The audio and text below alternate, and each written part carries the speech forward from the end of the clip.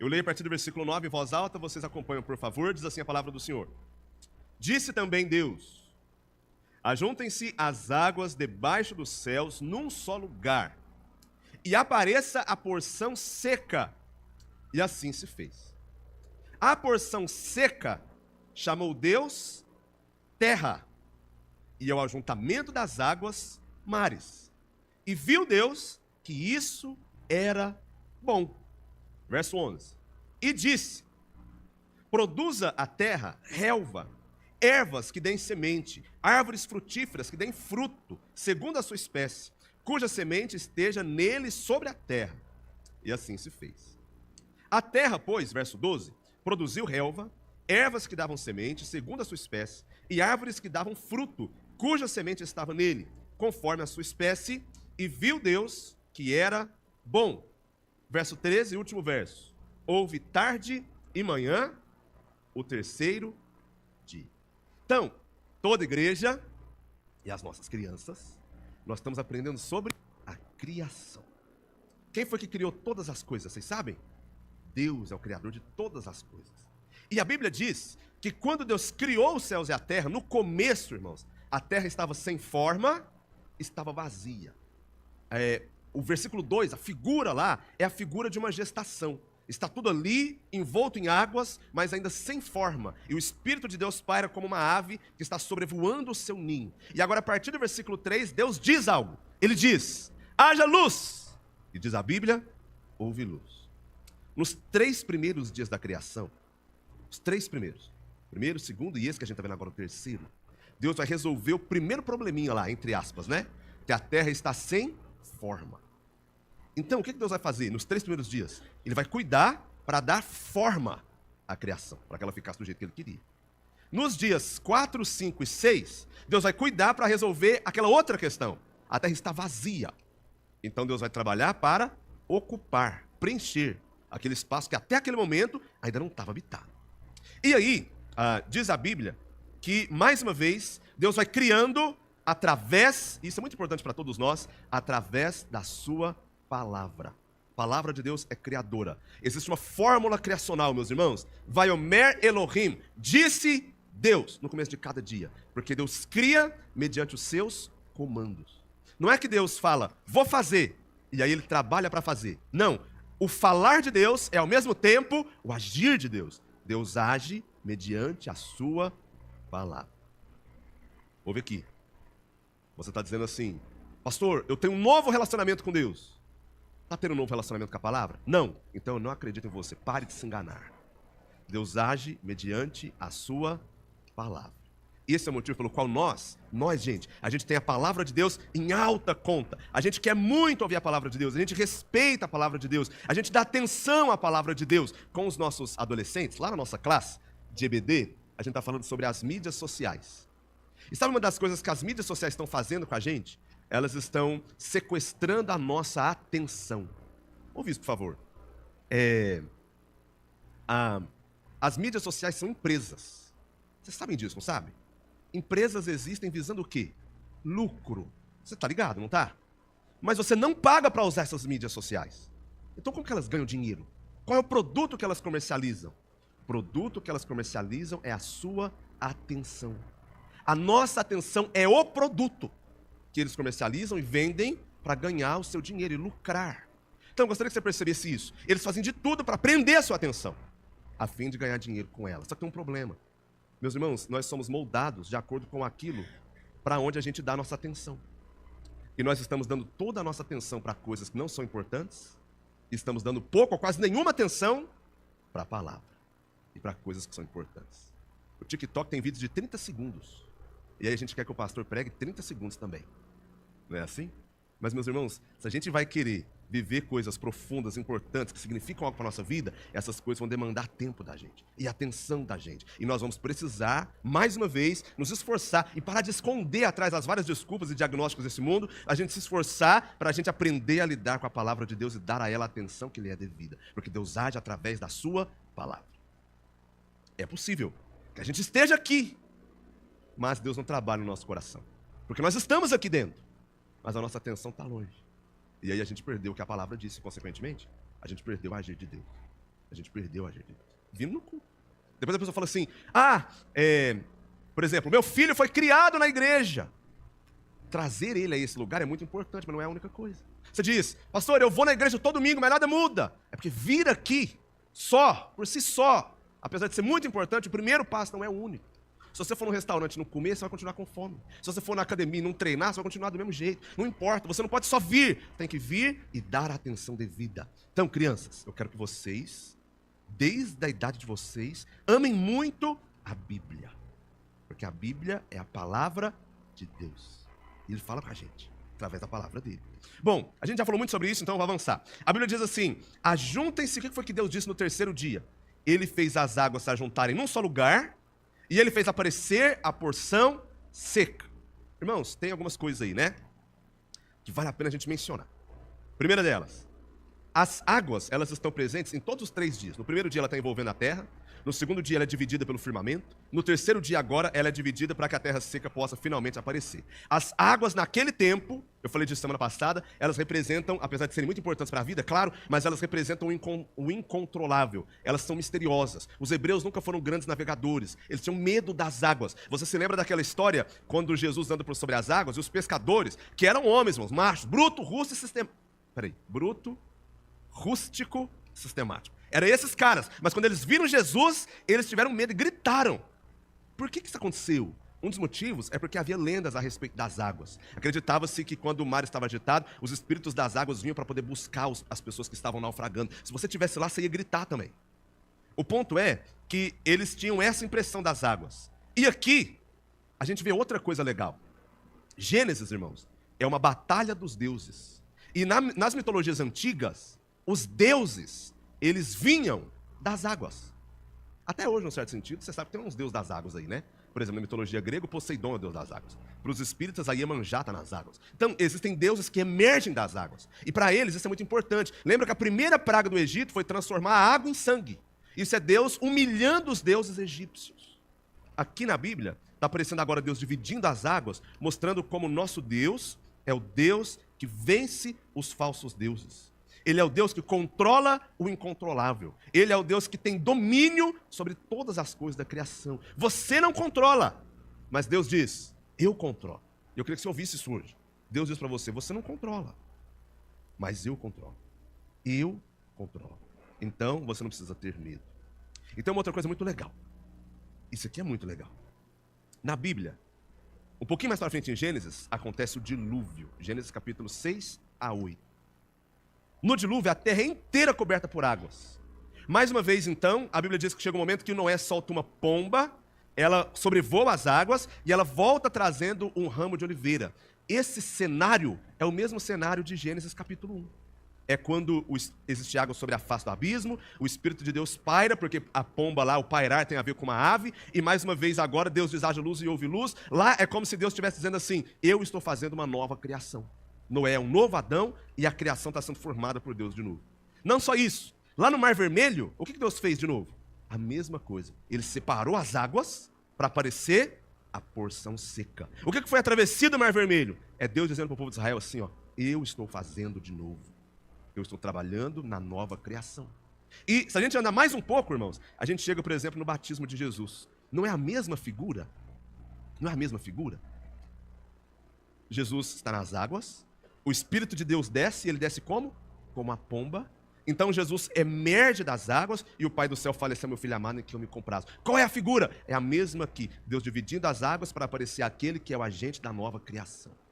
Jesus é aquele que nos faz novas criaturas. Então agora, ouve bem, e vocês crianças ouçam bem, vocês precisam confiar em Jesus. Tá bom? O pastor quer que vocês saibam disso. Jesus Cristo, Senhor Jesus, é aquele em quem vocês têm que confiar no coração de vocês.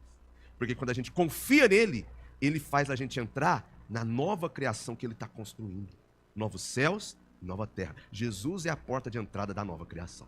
Assim, se alguém está em Cristo, diz a Bíblia, é nova criatura.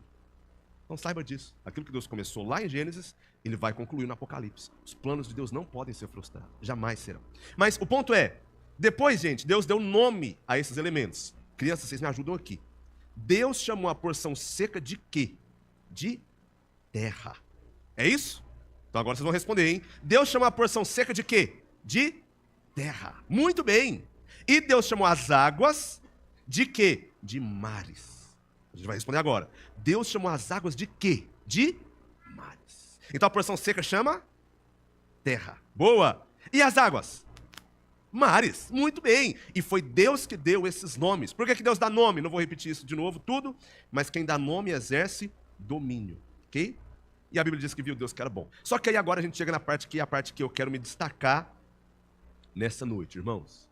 Vocês entendem que eu estou falando com as crianças, porque elas estão aqui, eu quero muito dar atenção para elas. Mas é claro que eu estou tentando pregar para a igreja toda aqui, tá? A partir do versículo 11, eu peço que você preste atenção, por favor. Primeira coisa que Deus disse para a terra. Ele falou para a terra assim: produza. Então aqui a gente tem uma ordem muito importante. E disse Deus: produza. Então olha, meus irmãos, Deus colocou na terra um potencial reprodutivo. Foi Deus que fez isso e estabeleceu dessa maneira. Crianças e toda a igreja, vocês já perceberam, e essa é uma coisa que, se você parar para pensar, é muito milagrosa. Mesmo que seja uma coisa comum para a gente, são milagres de Deus. Aqui na igreja a gente tem alguns irmãos que trabalham ou já trabalharam com terras, com plantação. Temos outros que plantam, pelo menos cuidam das plantinhas lá no jardim. Já fui em algumas casas aqui com jardins bem bonitos. E uma coisa fantástica: você lança uma semente lá, e daqui a pouco, claro, com os devidos cuidados, você tem vida brotando da terra. Alimento, flores, árvores, coisas dessa natureza. Quando eu era pequeno, crianças, acho que vocês vão fazer isso na escola também. Mas tinha, na aula de ciências, o professor mandava a gente pegar um algodãozinho, colocar uma sementinha lá, e aí a gente ia cuidando do algodãozinho, jogando água lá, etc. Daqui a pouco nascia, eu não lembro se era um feijãozinho, sei lá o que era alguma coisa lá que a gente tinha que plantar. Eu acho que era um feijãozinho. E aí nossa responsabilidade era cuidar daquilo lá. Eu estraguei o meu, minha mãe fez outro improvisado e, puxa, foi um. Mas funcionou. E foi fantástico como criança ver que aquele processo terminou, finalmente, naquele brotinho saindo de dentro de algo. Que coisa fantástica foi aquilo, para mim, naquele tempo. O que é isso? Isso é nada mais, nada menos do que a obra de Deus. Então, ouça isso, por favor. Isso aqui é muito legal. Por que a terra produz? Pastor, porque a terra é fértil, por causa disso e disso, daquilo. Todas essas respostas são verdadeiras. Mas existe uma resposta anterior. E a resposta anterior é: porque Deus mandou. Ouve isso. Nós temos a impressão, irmãos, de achar que essas coisas são autônomas. Elas acontecem em processos que se dão por conta própria. A gente sempre tem essa impressão. Mas a terra não funciona assim. A terra, gente, crianças, ela é governada por leis que Deus colocou na sua criação. Então existem as leis da lógica, existem as leis morais, existem as leis da física, e quem colocou todas elas em operação, em vigor na criação, foi Deus. E a criação obedece à palavra de Deus. Então, gente, o princípio que caracteriza toda a vida é a reprodução. E a reprodução é, na verdade, um comando de Deus. Por trás de toda a produção de alimento, muitas coisas que a gente come vêm da terra. Vamos ver se essas crianças aqui são saudáveis. Agora a gente vai descobrir os pais aqui, vamos ver. A salada que a gente come, os legumes que a gente come, a batata, a cenoura, a mandioca, essas coisas vêm da terra. E a terra produz porque Deus mandou. Então quem é que nos dá o alimento? É Deus. Sabia disso? É Deus que nos dá o alimento. Irmãos, se eu tiver milhares de hectares de terra, se eu tiver os melhores fertilizantes, os melhores tratores, as melhores sementes, se Deus não quiser, a terra não produz. Então, em última instância, tudo que a gente tem que a terra dá, vem não da terra, mas da palavra de Deus. Esse é o motivo pelo qual a gente ora agradecendo a Deus pela comida. Ainda que ela tenha sido plantada por pessoas que a gente não conhece. E chegou lá no supermercado e a gente comprou. Você não vai acreditar nisso. Não nasceu no supermercado. Alguém plantou, ensacou, levou para lá e a gente comprou. Mas olha que coisa fantástica. Ainda que a gente comprou no mercado, ainda que alguém que a gente não conheça plantou, quem deu foi Deus. E esse é o motivo pelo qual a gente agradece a Deus. Viu? Sempre que a gente vai comer, sabe o que a gente pode fazer? A gente pode orar e agradecer a Deus pelo alimento. Porque é Deus que dá. Vocês gostam de comer? Gosta, né? O que vocês gostam de comer? Baguete. Pois é. Sabe quem é que dá baguete para nós? Deus. O que mais? Macarrão? Morango? Aí, apareceu uma saudável aqui. Quem aqui dá pra gente essas coisas? É Deus. Ele que dá o morango, o macarrão, a baguete e tudo mais. O alimento vem de Deus. Então a gente pode agradecer, porque Deus é quem nos dá o alimento. Então, irmãos, a criação não é autônoma. Tem uma outra coisa que eu quero mostrar para vocês. O texto fala, ainda sobre a terra, o texto fala de sementes. Isso aqui é uma coisa muito importante, porque Deus, ouve isso aqui, não sei se você parou para pensar nisso, mas ouve isso. Deus não criou tudo concretizado, tudo pronto. Não foi assim. Penso eu que poderia ser. Deus poderia simplesmente dizer, já tal coisa. E aquela coisa simplesmente já aparece de forma plena, no seu estado máximo. Mas não foi assim que Deus fez. O que foi que Deus fez, diz a Bíblia? Ele configurou a sua criação de maneira tal que é necessário haver desenvolvimento. Ele não cria tudo já concretizado. Ele coloca na criação as sementes, os germes de todas as coisas possíveis, e elas vão ao longo do tempo, de muitas maneiras, com várias circunstâncias, se desenvolvendo, até se tornarem o estado supremo que Deus estabeleceu para elas no início. Então olha isso. Irmãos, a nossa vida inteira é assim. Porque foi assim que Deus fez. Como foi que Deus fez? Deus fez de forma tal que começa pequeno, numa semente, e vai crescendo até atingir o seu estado perfeito. Os filósofos do passado, que nem a Bíblia conheciam, mas um deles muito famoso, chamado Aristóteles, ele falou assim sobre a potência e o ato. A potência é aquilo que pode existir, mas ainda não existe de forma completa, é o potencial. O ato é quando aquilo atingiu a sua forma máxima, plena, desenvolveu todas as suas capacidades, as suas condições, as suas faculdades e assim por diante. Então uma árvore, ou uma planta, ou uma flor, não nasce flor. Ela começa pequena e se desenvolve, e floresce, e de repente expressa todo o seu potencial. Irmãos, a nossa vida é assim. Nada começa grande. Nada começa pronto. Nada começa perfeito. Isso não vai acontecer com ninguém, de nenhuma forma, em nenhuma área. Então, pense nisso, por favor. No campo material, é assim. Tem um filme que vocês já ouviram falar, que é o filme do Benjamin Button. Eu acho que é assim que fala o nome dele. Ele nasce velho. Já viu esse filme? Ele nasce velho. E aí, à medida que o tempo vai passando, ele vai ficando mais novo. Já pensou que doideira? Pois é. Mas eu quero dizer para vocês que isso é um filme. A verdade é que a gente nasce sem conseguir falar. Nasce novo e fica velho. Ô, pastor, que coisa fantástica, nova, que você nunca pensou antes, né? Quando a gente nasce, quando a gente é bebê, a gente sabe falar? Não, né? Você já viu um bebê falando? Não, né? Nunca viu? Pois é. E isso é verdade. Quando o neném nasce, ele sabe escrever? Não.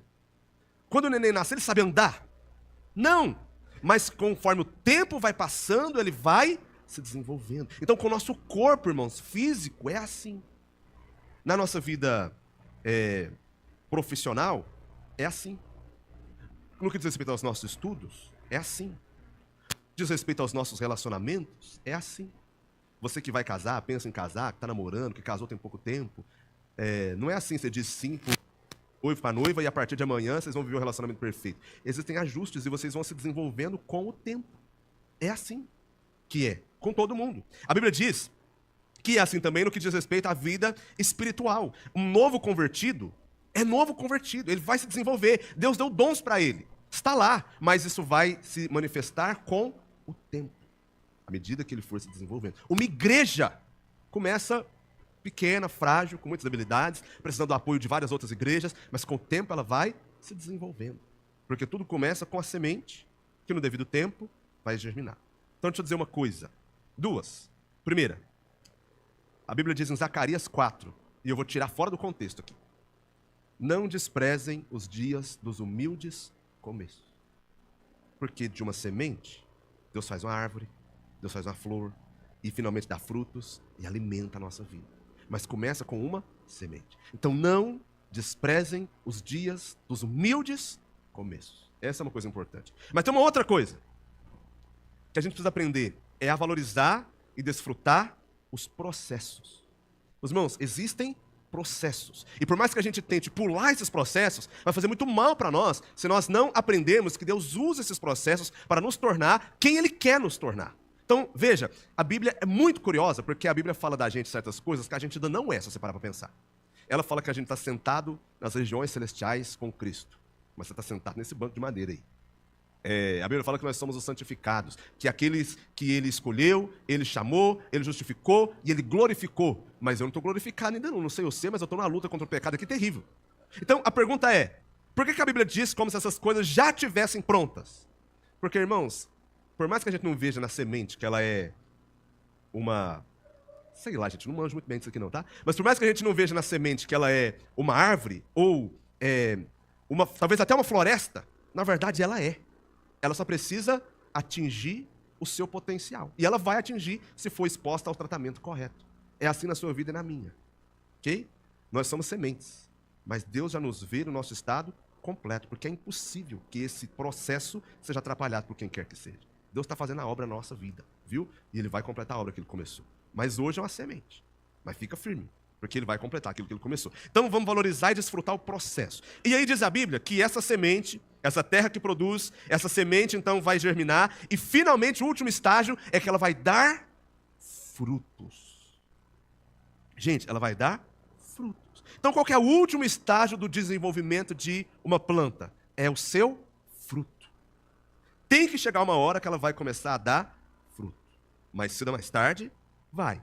E a gente lê um texto hoje, que o Júnior leu para nós, que são palavras de Jesus, falando assim, olha, eu sou a videira verdadeira, meu pai é agricultor, vocês são os ramos, se vocês permanecerem em mim, e eu permanecer em vocês, então vocês vão dar frutos. E aqui está, gente, é assim na nossa vida, porque foi assim que Deus fez. A gente cresce e chega a hora de finalmente a gente começar a frutificar. E isso é muito importante. O que é dar fruto no que diz respeito à nossa própria vida? Bem, significa várias coisas. Significa, por exemplo, evangelizar pessoas que vão se converter. Então isso é um fruto. Pessoas que se converteram através da nossa vida, do nosso estudo bíblico, do nosso trabalho, da nossa oração, do nosso discipulado e assim por diante. Mas o fruto significa também uma vida transformada de acordo com a palavra de Deus. São frutos, diz a Bíblia, da justiça.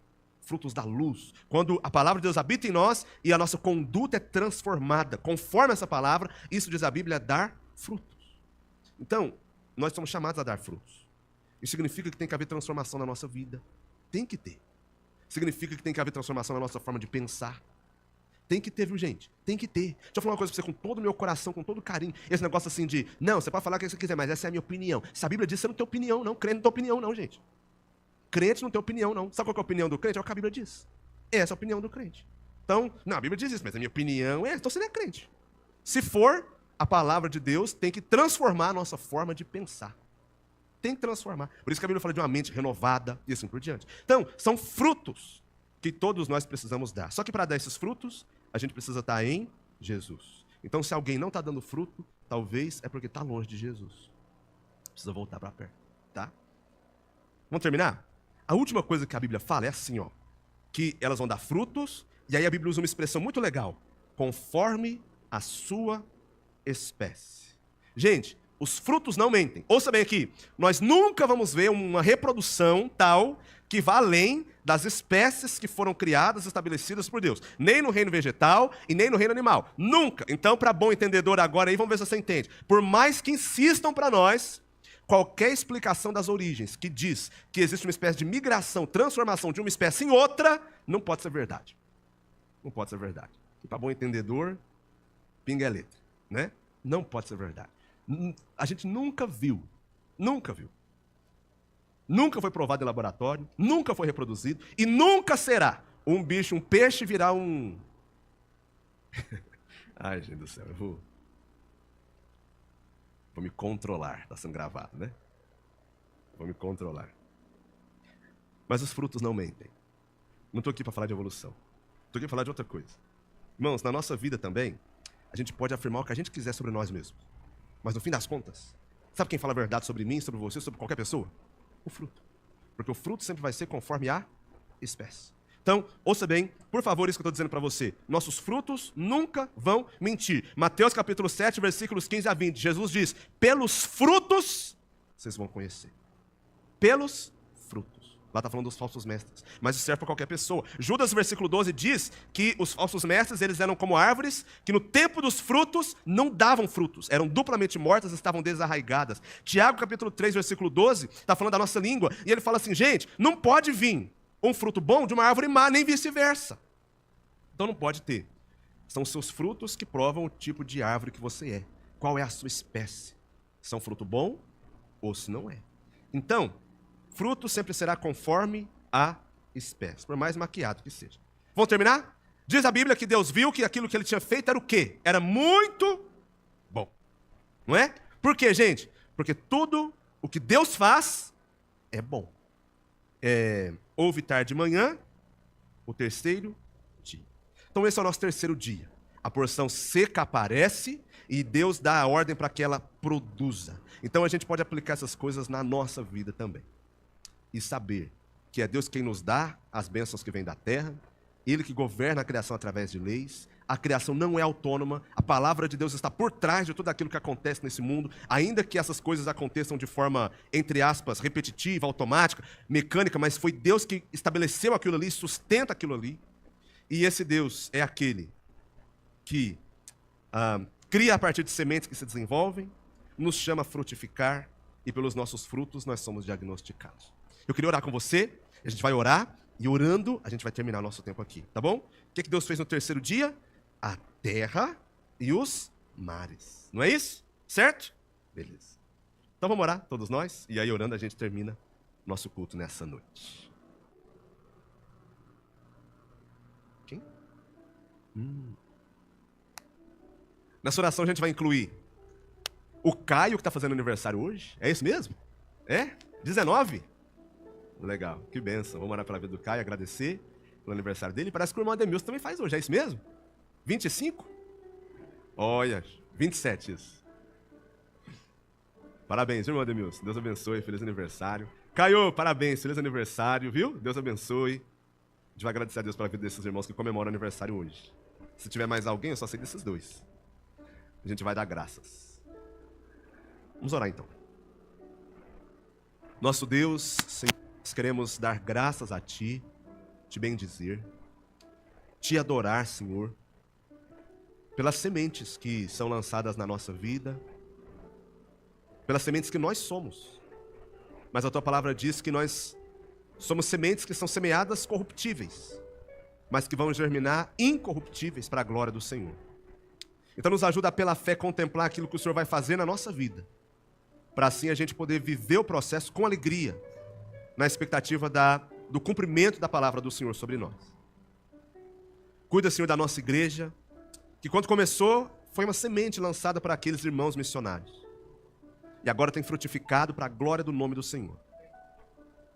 Senhor, ajuda a gente a viver os processos da vida com alegria. Ajuda a gente a perceber a mão do Senhor, mesmo naquelas coisas que parecem mecânicas. Ajuda a gente a frutificar para a glória do Teu nome. E frutos esses que confirmem que nós pertencemos a Jesus. Obrigado pela vida do Caio, pela vida do irmão Ademilson, que faz aniversário hoje. Obrigado pela vida deles, ó Deus, são queridos, preciosos, importantes aqui nessa igreja. E que o Senhor continue sustentando suas vidas na sua presença, dando muita alegria, muita paz, dando muito sucesso, muitas realizações, todas elas na presença do Senhor, conforme a direção do Senhor. Que eles sejam muito felizes em nome de Jesus. Agradecemos pelos pais, nosso Deus, que nesse dia são celebrados.